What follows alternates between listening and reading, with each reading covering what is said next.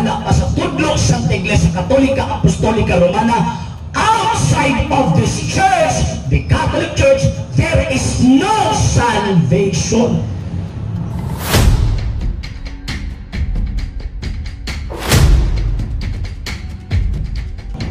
So muna kita mga Katoliko, hagit o awhag nato sa mga Katoliko nga ni Adinhi o nagtanaw sa ato ang social media. Number one, ato ang sayro ng atong pagtuo. Kaya na may panultihon manggod nga, you cannot love the things which you do not know.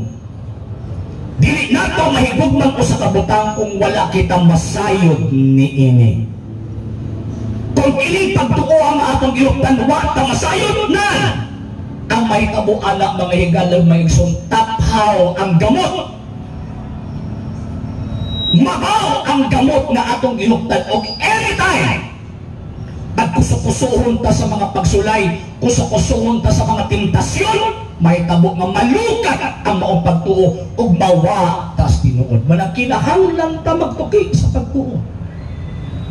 Daghan ng mga defensor Katoliko, ilabi na din sa gitawag ng Pagadian City. Naman din ang lay Catholic apologist, tapi mga ubang mga defensor Katoliko na adin Kita mo tuwa na, tawag anang, di ta mo sultis tinuod tungod kay mahiubos ang atong mga amigo nga mga di Katoliko. No! Di na to pwede ikompromiso ang atong pagtuo. O ang dapat mangulo-manguluan ang ato ang mga pari. Na naman kay ang na ay mas dakong responsibilidad sa pagpangluwas o makalag ang atong mga pari. Muna atong iampo atong mga pari nga unta na sila gugma sa pagpanalipod sa pagtuo. Nga naman kay ang una-una manggod sa uban pero libak. Hala, ato lang ay mga igsuuman na to na sila sa palibot. Mga ato mo sila actually ka mga di Katoliko in terms of faith, they are not our brothers and sisters. Nga naman kay di man sila payag yung pagtuo. Okay man namang ihugoy-hugoy ta, okay man ang tawag ini makighalubilo ta, provided lang ato ang purpose to convert them. Kaya kung wala tay purpose ni i-converter ng mga tawhana, gisupak nato ang kabubuton sa Ginoo to save them. Nga naman, sumala pa sa tudlo sa Iglesia Katolika Apostolika Romana, outside of this church, the Catholic Church, there is no salvation. Gawas aning simbahan na way kaluwasan. So na nga okay man makigugoy-ugoy ta, pero ang tumong nato is i-convert. Pero kung ate una-una i-convert sila, supak na sa butong Kristo.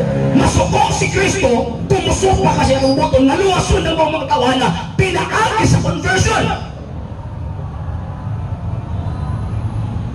So parang atong pagtuang Katoliko. Number 2, paningkamutan nato. Paningkamutan nato nga atong ipaambit sa uban. Pinaagi sa pulong, pinaagi sa pagpaningkamot sa pagbuhag ini. Nga naman, kay kung nakabawang ka sa pagtuon, hindi nato ipaambit sa uban, ang may tabo anak mga sir o mga mamis, yun.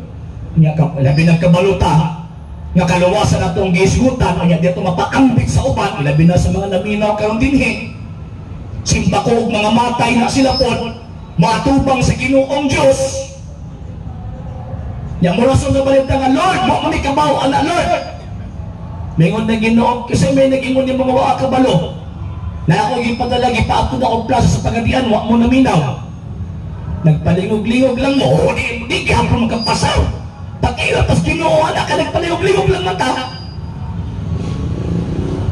So, ang information na gihatag sa Diyos, pinaagi siyang simbahan, nagpabilin o gihulata nga mudawat ni ining maong pagtuuha.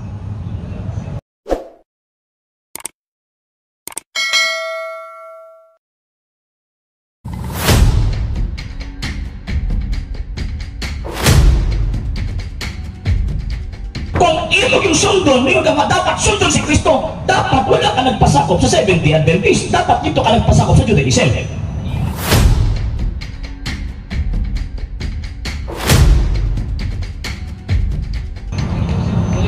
Kato lang, salamat kayo brother. Na-insecure lang ko ba kayo? Ako Pakiulat ng Gudri sa gawa. Okay. Thank you kayo. Thank you kayo. Dili ba adlaw ipapahuli man ron? Yes, mo gikan to ko sa simbahan. Mao ba. Okay. Sige lang, at least kung mutakan lang, nag-study lang ba, comparative study ba? At least nakakakon po minimo, o niya, ni kami po, ikaw po, nakakakon po ka sa mua. Okay, sige sir, follow up ko. Karon kinaanong kita, dili lang po nato ikalain, no? Lain migsikta, lain po migsikta. Pero tinuod niya, katong ang akong mga ginikanan pagid sa akong mga ginikanan is Catholic. Yeah. So, natawag yun mi nga Catholic yun po. Pero, at the long run time, na himo mi nga Seventh-day Adventist kay kumbaga, lain-lain magyud ka og pagtukig sa kamutuoran, di ba? So, nahimo mi nga Seventh-day Adventist kay mabasa magyud nato sa Bible nga seventh day of the week si Ginoong Hesus nagpahulay moadto sa sinaguga. Kanang sinaguga is simbahan. Sa adlaw ipapahulay. So, nalaw may pangutana nga ang adlaw ipapahulay sa Biblia sa nabasahan yun ako nga kaning Catholic version yun siya kaning dagko nga Biblia sa Biglot nga Bible, Bisaya, English siya. English ibadbad sa Bisaya, ingon gyud siya dito.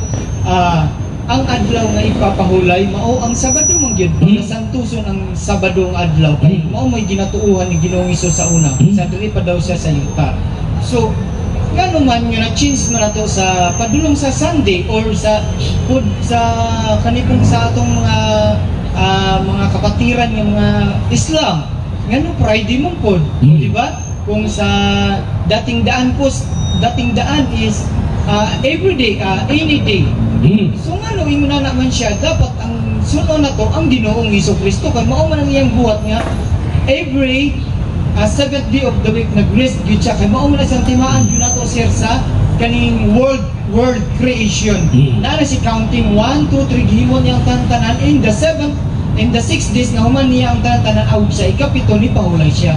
So kay Sabado mo bilang iyang gibutang dito. So mao na nga insecure lang pud kung ano na yung nanatakan. Okay. So, ako ang tubag sir, salamat sa imuhang nindot nga gitawag og pangutana. Nganong ang mga Katoliko Domingo nga si Kristo Sabado man adlaw ipapahulay kung iyang tawag ini gisudlan. Number 1, si Ginoong Kristo dili member sa Seventh-day Adventist. Wala tay mabasa sa Biblia nga si Kristo member sa Seventh-day Adventist. I mean po sa I mean po, dili po siya 70 Adventist. May name ko nga 70 Adventist dati. Sir. Excuse sir. Pagpatubagas ako. Ako lagi klaro sir ba? Ako lagi klaro. Para at least tawag anong matumbok nato ang imuhang tawag ini rason. Kay ang ibang question dapat sudon si Kristo. Ngano ang Katoliko, ngano ang Islam, mamusunod kay Kristo. Man ako klaro. So, sa imuhang bakba, karong bago lang ni gawas, nga sa panahon Kristo, walay Seventh-day Adventist. So, therefore, ang Seventh-day Adventist, wala magsunod kay Kristo.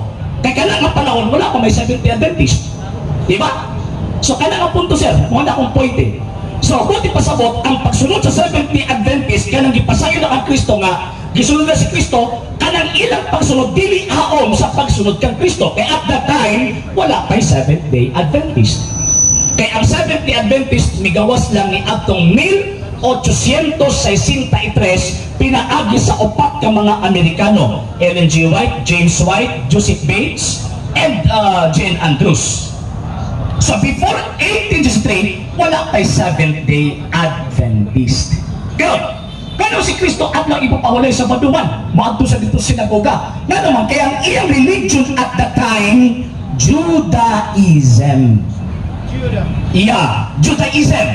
Judaismo. So mga Jews sila, mga Jews. Inuod ka na. Karon, kung imo yung sundon, imo ka dapat sundon si Kristo, dapat wala ka nagpasakop sa Seventh-day Adventist. Dapat dito ka nagpasakop sa Judaism. Kung sundon yung si Kristo sa iyang panahon. Pero, dili man ako'y pangunahuna sa mga Katoliko. Nga naman, kaya si Kristo, yes, tinuod nga nagpasakop sa Judaism, pero nagtukod sa new religion. Kanang gingon mo tayo sa Biblia nga St. Matthew chapter 16 verse 18 na my church, akong simbahan. O sa mga simbahan na according sa kasaysayan mo na ang Santa Iglesia Katolika Apostolika Romana. Siyempre, iba ko masapari. Sa larang inod kisudik, sumala pa sa balang kasulatan, kung ilisan ang pagkapari, ilisan sab ang balaod. So sa mga Hudyo, nagpabilin to, adlaw ipapahulay sila sa Sabado. Pag-abot sa mga Kristiyano, confirm na ang Kristo, St. Matthew chapter 28, verse 1, 9, and 16, adlaw Domingo, gisimba si Kristo. Get, sir? Sir, Pwede mo pala pag-question. Yeah. Taga-tagalog. Actually, dua ka point ang ako ang kuhan si Macroni. So yun, muna ang mga Katoliko, kay bata umani religion, dili man siya sakop sa Judaismo, new religion man siya. So therefore, naapod siya bagong adlaw sa iyang pagsimba na wala masupak ang adlaw ipapahulay. Kaya ang esensya magod sa ating pagpahulay, to worship God. Sa mga Hudyo, adlaw Sabado. Sa mga Kristiyano, adlaw Domingo. Kaya kanang adlaw, actually ka naman kung pagsimba ang Kristo, sir, adlaw Domingo, amo ra mo nang giawat sa mga apostol. Mao akong gikot ang sitas. St. Matthew chapter 28 verse 1, 9 and 16. Amo ra nang giawat, wala na mo nag-iimbento. Biblikal na agisimba si Kristo adlaw Domingo. Karon, imo nga ganina, Kinsa man yung kinsa man yung apostles nga Sunday keeper kay si Jesus Christ Sabbath keeper man good siya, sir. So ang iyang mga apostles, the 12 apostles niya, disciples, so Sabbath keeper din po. lagi kung kana mo ang tawag ini pang rason, kung sundon gyud nimo na kanang naasim mo pangunahuna, dapat Judaism mo. Musunod ko Judaism, dili mo dapat 70 Adventist. So buot ipasabot ang 70 Adventist fake na. Dili na may gisulat sa Biblia. Kaya wala ka may 70 Adventist at the time. So kung tinuod kini nagsunod mo sa mga apostol, nagsunod mo kang Ginoo sa Kristo, dapat wa mo nagpasakop sa sektang gito kung Amerikano. Dapat ito mo sa mga Hudyo. Number 2, sir. Number 2, ha? Number 2, Sabbath keeper sila at that time tungkol kay belong sila sa Judaism. Pero again, sumala sa kasaysayan, ba't na masibag ang religion? Mabata ako ang gikot, St. Matthew chapter 28 verse 1, 16 and verse 1, verse 9 and verse 16. Acts of the Apostles chapter 20 verse 7 and 1 Corinthians chapter 16 verse 1 to 2.